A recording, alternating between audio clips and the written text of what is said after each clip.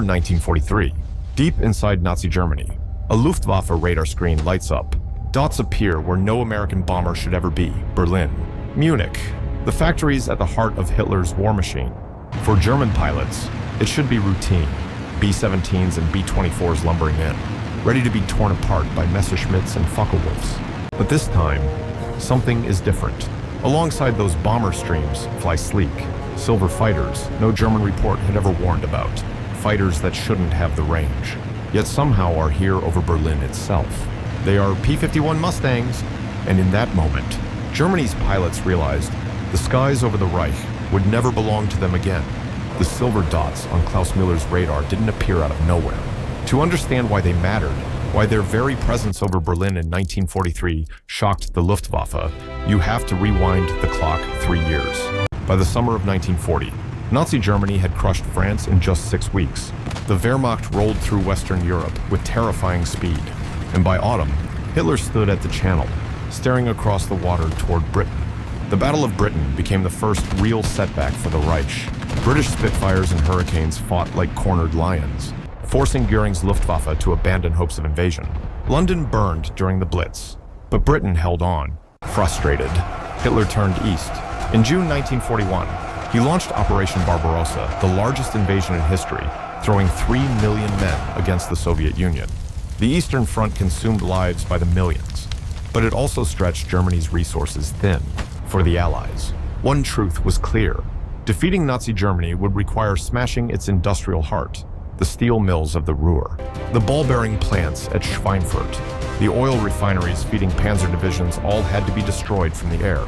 After Pearl Harbor, December 7th, 1941, America was fully in. By mid-1942, the 8th Air Force was established in England.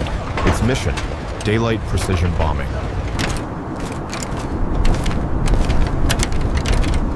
The Royal Air Force had already learned the hard way that daylight raids over Germany were suicidal, so they switched to night bombing massive area raids over Hamburg, Cologne, Dresden. But American doctrine was different. The U.S. believed their B-17 Flying Fortress and B-24 Liberator, bristling with 50 caliber guns, could fly in tight defensive formations and fight their way to the target in broad daylight. Bombing by day meant accuracy. No more scattering bombs across city blocks in the dark. The Americans would surgically cripple German industry. On paper, it was brilliant. In reality, it was carnage. The first major raids went deep into France and the Low Countries. There, American crews learned the truth. Yes, the B-17 could take punishment holes stitched across its fuselage, engines burning, crews bailing water out of flooded cockpits and somehow limp home. But once those bomber boxes crossed into German airspace, the real predators arrived. Messerschmitt Bf-109s, lean and fast, screaming down from high altitude. Focke-Wulf Fw-190s, rugged, heavily armed, tearing through formations with cannons that could rip a bomber wing clean off. The Luftwaffe knew the bomber stream's routes. They massed in squadrons, dove through the formations, then circled back again and again. Crews described it as being trapped in a swarm of hornets, except these hornets spat fire and steel. Losses mounted. A raid might send 200 bombers toward a target. 40 or 50 never returned.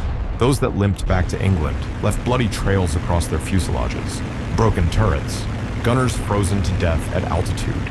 To put it in human terms, on a bad mission, a young American airman had roughly the same chance of survival as a Marine storming the beaches at Tarawa. And the worst was yet to come. Allied fighters tried desperately to help. Spitfires from the RAF joined bomber streams at the Channel, but their tanks ran dry over Belgium. They simply couldn't reach Berlin. The American P-47 Thunderbolt, introduced in 1941, was a powerhouse. 8 50 cal guns, an engine that could absorb punishment like a tank. Pilots loved it until they ran out of gas somewhere over the Rhine. The twin-boom P-38 Lightning had the range. In theory, 2 engines gave crews confidence over long water crossings. But in the cold, high altitudes of northern Europe, its Allison engines struggled. Compressors froze, engines failed, and the P-38 was soon reassigned to the Pacifics, where it thrived. That left the bombers naked. Time and again, escort fighters turned back, waving farewell as the big silver fortresses pressed on alone. Every man aboard knew what came next. the black specks on the horizon, growing larger, until the sky filled with BF-109s and FW-190s. One gunner later recalled, "The worst part wasn't when you saw the fighters. It was when the escorts left. That moment, you felt the pit of your stomach drop. You knew you were heading into hell." August 17th, 1943. The target. Ball-bearing plants at Schweinfurt and aircraft factories at Regensburg. 376 bombers took off that morning. A thunderous procession stretched for miles across the English countryside. To the generals, it was a bold stroke crippled German ball-bearing production, and the entire war machine might seize up. But the Luftwaffe was waiting. From the moment the fortresses crossed into German airspace, swarms of fighters pounced. Hour after hour, the bombers clawed forward through flak and flame. By day's end, 60 bombers lay scattered across German fields, burning wrecks. Another 100 limped home so badly damaged they were scrapped. 1 in every 4 planes was gone. Thousands of airmen killed, captured, or maimed.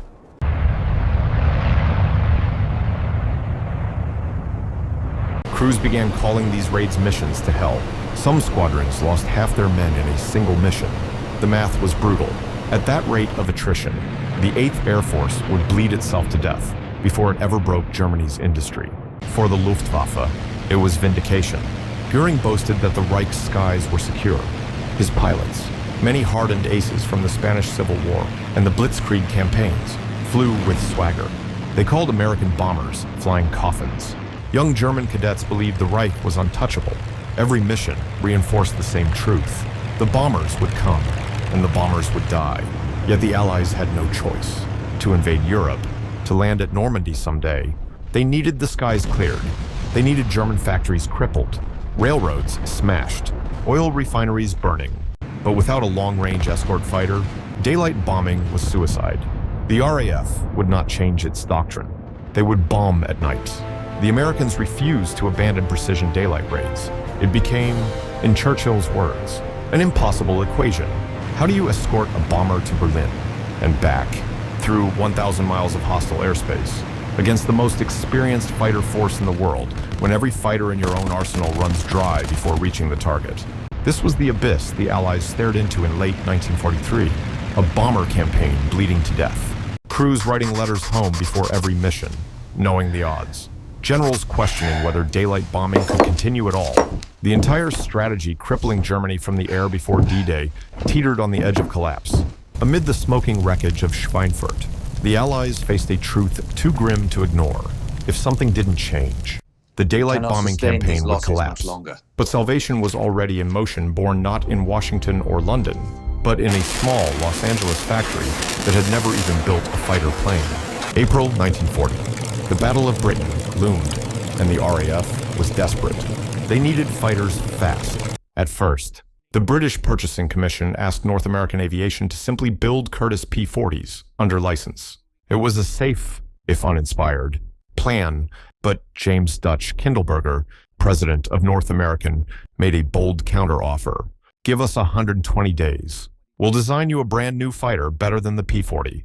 It sounded reckless. North American's track record. Trainers.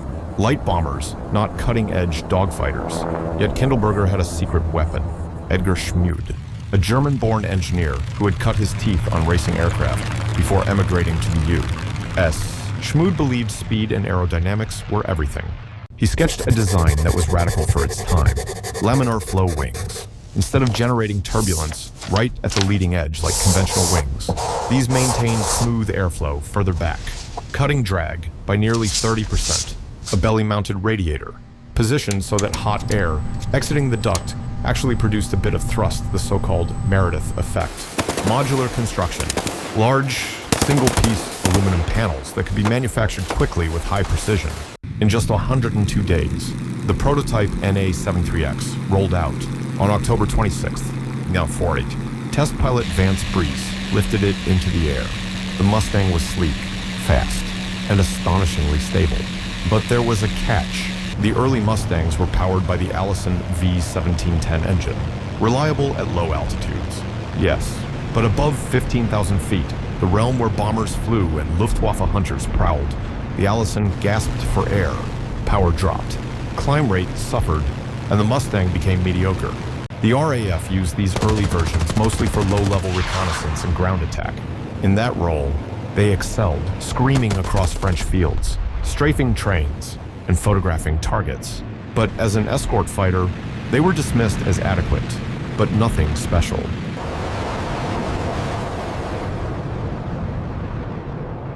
Ironically, the most decisive American fighter of the war was on the brink of obscurity. The turning point came in April 1942. Ronald Harker, a Rolls-Royce test pilot, flew an Allison-powered Mustang. He immediately saw what American generals had missed. His verdict: this airframe is too good for that engine. Fit it with the Merlin, and you'll have something extraordinary. The Merlin was already legendary, the heart of the Spitfire and Hurricane engines that had carried Britain through the Battle of Britain. Its two-stage supercharger delivered power even at 25,000 feet and beyond. When engineers married the Mustang's slick aerodynamics with the Merlin's lungs, the transformation was electric. At altitude, the Mustang could finally keep pace or outpace Germany's best. It climbed faster, dived harder, and maneuvered with deadly grace. And, thanks to its clean design, it had range no German pilot could believe. The reborn fighter became the P-51B and P-51C. By mid-1944, the definitive P-51D arrived. Bubble canopy with 360-degree visibility. 6 50-caliber Browning machine guns, each spitting 800 rounds a minute. A range of 1,600 miles with drop tanks enough to escort bombers to Berlin, Munich, even deep into Poland, and still get home. This wasn't just another fighter upgrade. It was the product of three forces colliding. American industrial muscle, churning out aircraft by the tens of thousands. British engineering brilliance, gifting the Merlin, the desperate necessity of war, which forced innovation at lightning speed. The Mustang wasn't perfect at everything, but in the one role that mattered most, long-range escort, it was a revelation. By early 1944, the Mustang was no longer just an experiment. It was a war-changing weapon. And under the command of General Jimmy Doolittle, the way America fought the air war over Europe shifted overnight.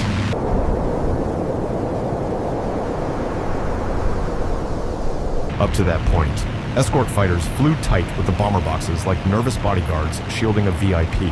It kept losses down, but it left the Luftwaffe free to mass, regroup, and strike again and again. Doolittle's order flipped the script. No more flying on top of the bombers. Spread out, hunt, and break the Luftwaffe. It was a stunning shift in doctrine. Suddenly, P-51s weren't tied to formation flying. They became predators. Mustangs roamed ahead of the bomber streams, sweeping the skies clean, strafing airfields, torching German fighters before they even left the ground. For the first time, the hunters had become the hunted. The effect was immediate and measurable. Before the Mustang, bomber losses on deep raids routinely topped 20% or more. With Mustangs leading the charge, losses plummeted to 3 to 5%.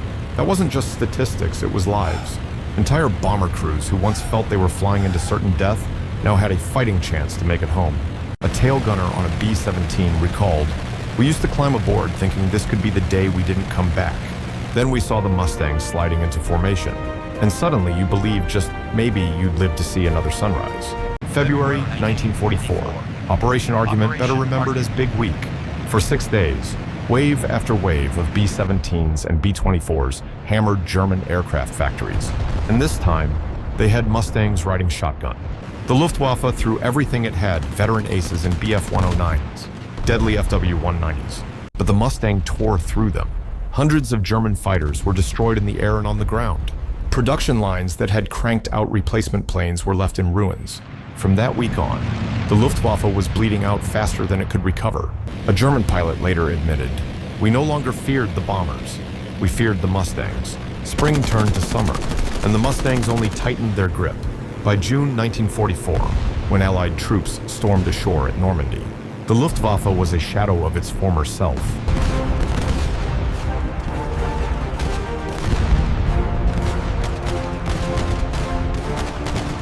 The skies over the beaches were almost eerily clear of German fighters. A handful tried to break through, but most never returned. The Allies had achieved what every ground soldier prays for: air supremacy. And the Mustang was the razor's edge that made it possible. The psychological impact was devastating. Germany's veteran aces were being cut down one by one. Their replacements, teenagers with barely 20 hours of flight training, flung into what survivors bitterly called the meat grinder in the sky. Meanwhile, in Berlin, Reichsmarschall Hermann Göring, the man who once bragged that no enemy bomber would ever fly over the Reich, looked up, saw silver Mustangs circling above his capital, and muttered in defeat. When I saw Mustangs over Berlin, I knew the war was lost. By the spring of 1944, the equation was simple. Mustang plus Fortress equaled victory. The long-range P-51s and the rugged B-17s formed a partnership that broke the Luftwaffe's back. Air superiority, once a dream, was now a reality, and it paved the way for Allied ground forces to march into France and ultimately into the heart of Germany. Pilots called it the Cadillac of the skies, the most complete piston-engine fighter of the entire war. Agile, powerful, long-legged, and lethal, a machine that could do it all. The Mustang's story didn't end in 1945, redesignated the F-51. It flew again in Korea, strafing enemy armor and rail lines. In smaller wars and Allied air forces, the Mustang served well into the 1950s and in some places, even into the 1980s.